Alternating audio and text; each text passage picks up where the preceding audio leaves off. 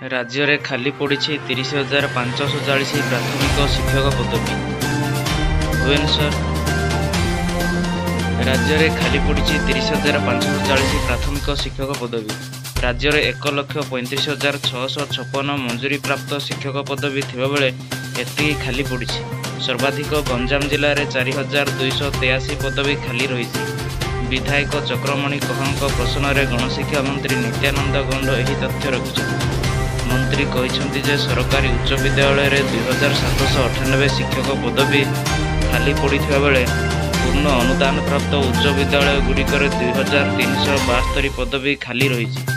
एवं 16,010 प्राथमिक शिक्षक नियुक्ति प्रक्रिया चालू रही गणशिक्षा मंत्री कहते।